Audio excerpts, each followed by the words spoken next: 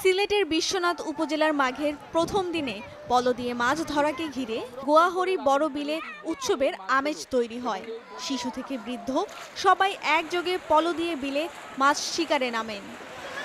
২০০ বছরের অধিক সময় ধরে বিলটিতে ধারাবাহিকভাবে উৎসবের আমেজে পালন হয়ে আসছে এই মাছ শিকার।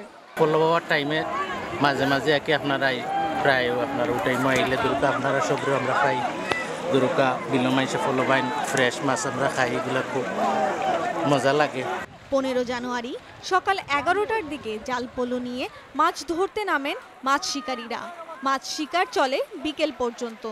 ঐতিহ্যবাহী গোয়ারি পলো বাবা বাইরে আসলাম প্রবাসে ৮ বছর পর দুইটা গোয়াল মাছ ভাই আমাদের গোয়ারি গ্রামে সুন্দর পলো বাবা সকাল ধরে আমরা পরিবহন করছি, এই সফলতা পাইছি আমরা। এই শিকার মূলত দেখার জন্য প্রতি বছরও আসি, আমি প্রবাসে থাকি আমি আলহামদুলিল্লাহ।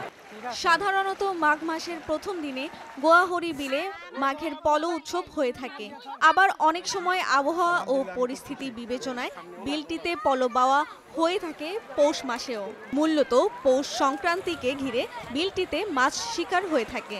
এই উৎসবটুকু আনন্দ উপভোগ করার জন্য অনেক সময় অনেক দেখা যাচ্ছে সুদূর লন্ডন থেকে আসে এই উৎসব পালন করার জন্য। বিলটিতে দেশি প্রজাতির বোয়াল, শোল, গজার, রুই, কাতলা, কার্ফু সহ বিভিন্ন প্রজাতির মাছ ধরা পড়ে। বিলের পাড়ে শিশু, নারী, বৃদ্ধ, তরুণ সকল বয়সের মানুষ মাছ শিকারে নানা ব্যক্তিদের উৎসাহ দিয়ে যাচ্ছিলেন। স্থানীয়দের সঙ্গে কথা বলে জানা গেছে ২০০ বছরের অধিক সময় ধরে পূর্বপুরুষেরা এ উৎসব পালন করে আসছে। গোয়াহরি বিলে প্রতি বছর পৌষ সংক্রান্তিতে মাঘ মাসের প্রথম দিনে পলো বাওয়া হয়ে থাকে।